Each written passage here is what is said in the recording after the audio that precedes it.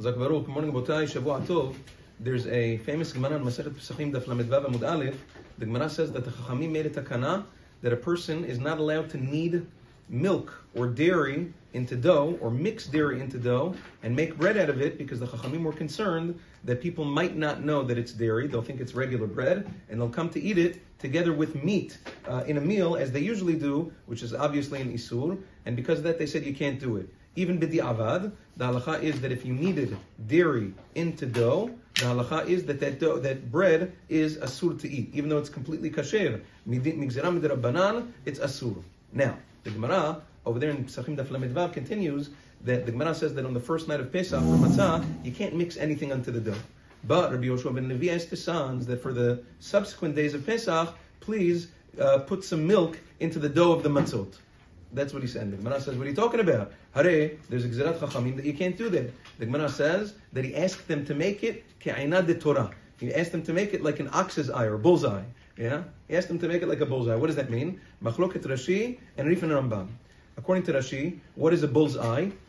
He says to make it small enough that it can be eaten in one seudah. So small that it can be consumed in one seudah and it won't be left over, so people won't come to make a mistake and eat it with meat. That is Rashi's Pirush. According to the Rif and the Rambam, Ainad de Torah means the eye of an ox, means a distinct shape. You make the dough or this baked good you make the roll into such a shape that people understand, wow, this is weird, doesn't look like a regular roll. They'll understand that it's dairy and they won't come to eat it with meat. La halacha, both Pirushim are brought by the Shulchan Aruch and the Poskim that if you want to mix dairy into the dough and make rolls, it either has to be small enough to be eaten in one sitting, one meal, or it has to be in a distinct shape. Either which way, it will be mutar to make it. For that reason, you know that in Israeli bakeries, when they make borekas, which is something that Maran Achida and Shirei Bracha Siman Tzad Design in Yoreh De'ah warns about. Borekas originated in Turkey, and he says they used to make borekas from everything: cheese, vegetable, meat, and he says they have to be very careful to make them in a certain shape so that it's known what's what. Because of that, the Rabbanut Rashit LeIsrael in Israel, the bakeries that make borekas, the way they have to make it is cheese borekas in Israel are triangle.